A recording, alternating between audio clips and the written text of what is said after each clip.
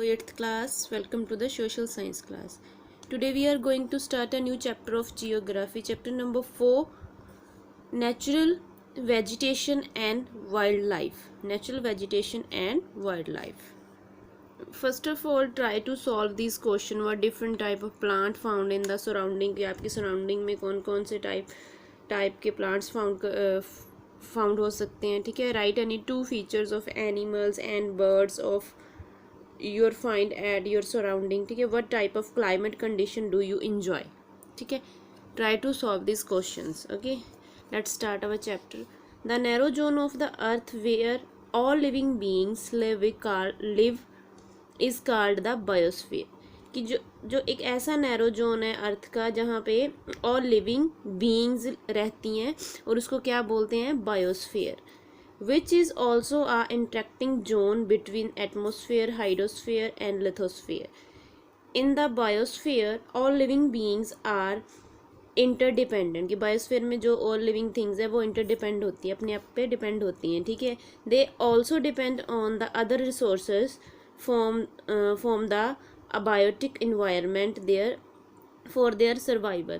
कि वो other sources पे भी डिपेंड होती हैं form of biotic environment because of survival. अब अपने आप को सर्वाइव करने के लिए उनको वो डिपेंड होती हैं बायोटिक एनवायरनमेंट पे. ठीक है. This life supporting system on the earth is known as ecosystem. Understood this one? समझ आई ना. Next is vegetation. कि वेजिटेशन क्या होता है. The overall plant cover of an area is called vegetation. Overall plant cover of an area is called vegetation. एक area है जो पूरा प्लांट से कवर है उसको क्या बोलते हैं, वेजिटेशन. वेजिटेशन को हिंदी में क्या बोलते हैं, वनस्पति. ठीक है. It is affected by many factors. The forest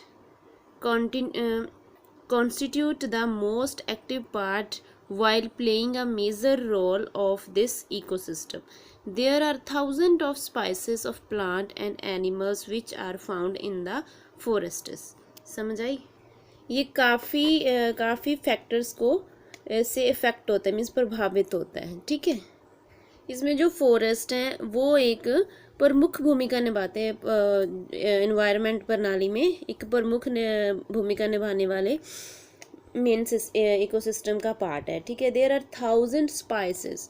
इसमें ये जैसे जो प्लांट्स और एनिमल्स की कई हजार किस्में होती हैं जो जंगल में मिलती हैं. ठीक है. Forest factors affecting natural vegetations.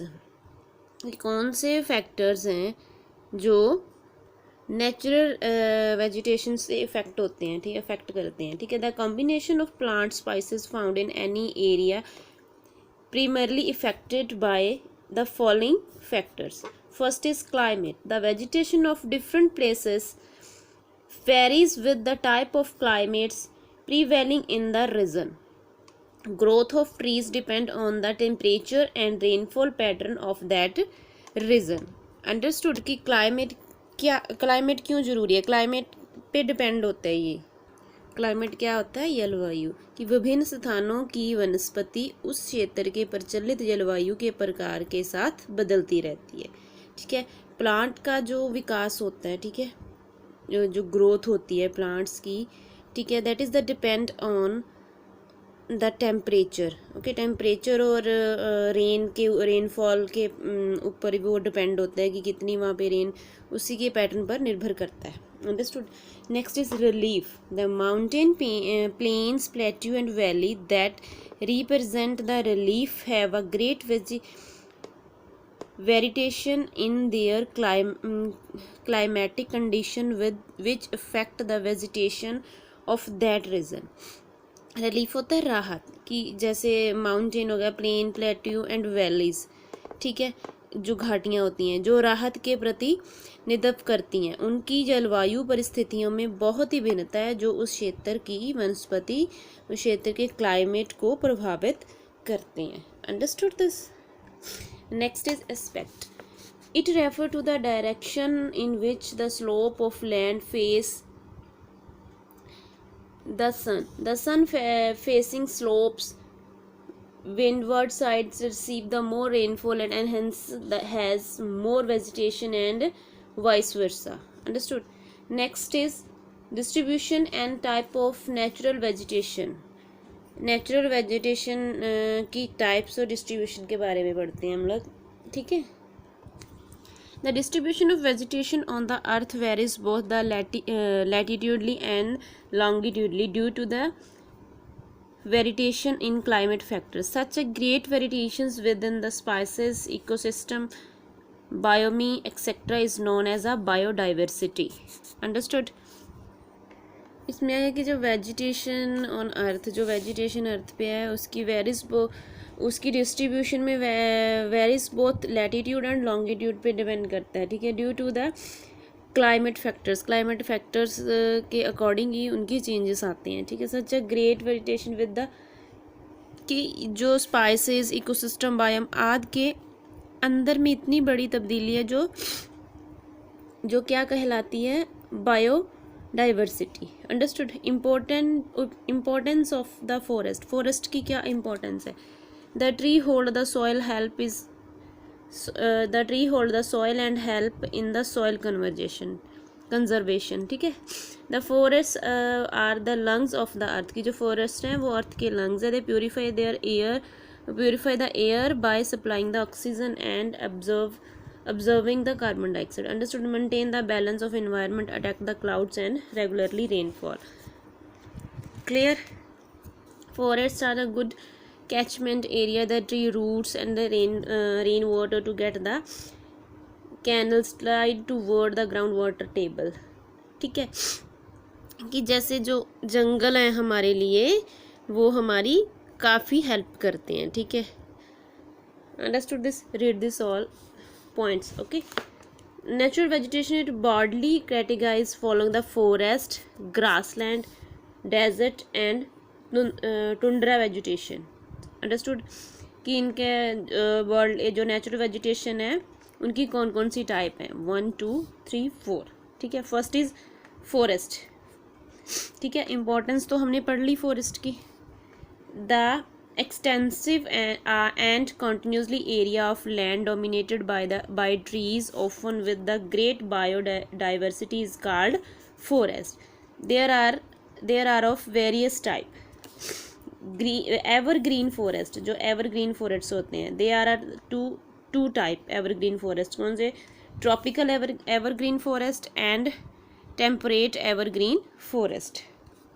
इसमें क्या आ जाता है कि जो ट्रॉपिकल एवरग्रीन फॉरेस्ट है वो कहाँ पे पाए जाते हैं? They are found in the 5 degree and 10 degree north south of the equator के नॉर्थ साइड में 5 डिग्री से 10 डिग्री के बीच पाए जाते हैं. ठीक है. ये जंगल मेयरस्टेग के साथ बहुत ही घना होता है. ये जंगल बहुत ही घना होता है with dense of tree of different spices की वजह से. ठीक है. विभिन्न प्रकार के पेड़, मिट्टी आमतौर पर दलदली और नम रहती है कि जो उनकी सॉइल होती है. ठीक है. वो आमतौर पर क्या रहती है? दलदली और नम रहती. नम क्या होती है? हल्का सा मॉइस्चराइजर रहना उसमें. ठीक है. They receive rainfall above 300 centimetre की. वो कहाँ क्या रिसीव करते हैं? कितनी? 300 सेंटीमीटर रेनफॉल रिसीव करते हैं. ठीक है. Okay. Sunlight can penetrate hardly inside this forest कि जो सूरज की रोशनी शायद इन जंगलों में प्रवेश कर सके. इतने संघने होते हैं ये, ऐसे होते हैं कि इसमें जो सूरज की रोशनी है वो शायद ही प्रवेश करती है. ठीक है. कि जो evergreen forest are broad leaved and are tall enough from the laying arrangement and have to canopy other head. Main trees is mahogany, ebony and rosewood. इसके जो मेन पेड़ होते हैं मोहगनी, आबनूस एंड गुलाब की लकड़ियाँ. ठीक है. मुख्य रूप से ये मृत्यु जानवर जैसे मंकी हो गया और अदर पक्षीज हो गए. ठीक है. फ्री एंड जैसे मंकीज आ गए. ठीक है. रेप्टिलाइज हो गए, स्नेक्स हो गए, varieties of the birds like macaws are found here. Understood. Next is temperate evergreen forest. These forests are located between 30 degree and 40 degree north and south of equator, generally the western margin of the continent where heavy rainfall occurs. कि जो temperate evergreen forest होते हैं ये कहाँ पे located होते हैं 30 degree and 40 degree north and south के इक्वेटर पे, जनरली वेस्टर्न मार्जिन के कॉन्टिनेंट पे आते हैं जहाँ पे ज़्यादा रेनफॉल होता है. ठीक है, इसमें क्या आ जाता है कि जैसे उड़ने वाली कई यूक्लिप्टस ऑक्स, ठीक है, hemlocks are commonly found trees where are flying squirrels, grizzly bear, fox and deer are main animal found here. कि यहाँ पे इक्वेट्राइल आमतौर पर जैसे कई टाइप के जो होते हैं जैसे नीलगिरी ऑक, हेमलाइक आमतौर पर पेड़ों में पाए जाते हैं, जबकि उड़ने वाली जो गिलहरियाँ स्क्विल्स हो गई, घड़ियाल, भालू हो गए, ठीक है, बेयर हो गए, फॉक्स हो गए, मुख्य जानवर होते हैं यहाँ के. ठीक है, इन दो जंगलों के पेड़ मौसम के दौरान अपने पत्ते नहीं बहाते. Understood. These forests do not shed their leaves altogether in the particular season.